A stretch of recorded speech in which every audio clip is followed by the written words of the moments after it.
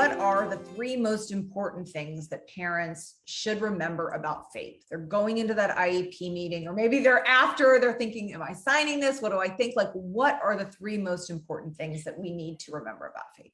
Number one is just really kind of remembering and understanding that all of it collectively is FAPE. So it's not just placement. Placement in and of itself is not just FAPE. It's the IEP in its entirety and your child's program in its entirety. So the goals, the accommodations, the services, and the placement, and all of that collectively makes, FAPE what it is, to include, even extended school year and transportation. And if any one piece of that is not happening or it's flawed, that would be potentially, a violation of FAPE. Number two, of course, understanding kind of what we've been talking about today as far as least restrictive environment, and really having a firm understanding of what that is, and ensuring that, your child's placement is providing that meaningful benefit to your individual child.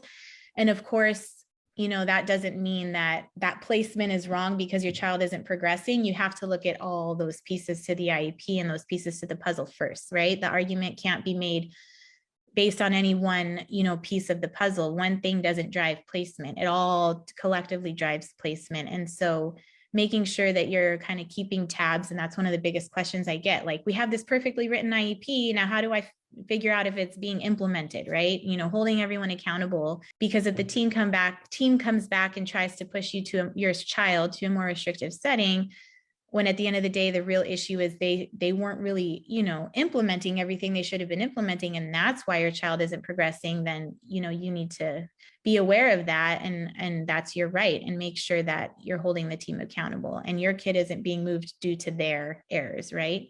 I guess a third one could be, we didn't really touch on this, but I know we've kind of been going month by month, is, again, no one piece can drive placement in and of itself. So a big one is like knowing, for parents to know, like, the offer of FAPE can't be driven by evaluation scores in and of themselves. It's, everything, like your child's performance in school, if they've been to school yet, again, excluding preschool, how they're performing in the classroom, how, they're performing on the campus. It's not just looking at evaluation scores and saying, well, they scored low, so they belong here. Like, that is not, how FAPE works. And that's definitely not legal. So making sure that that's not happening to your child, for sure.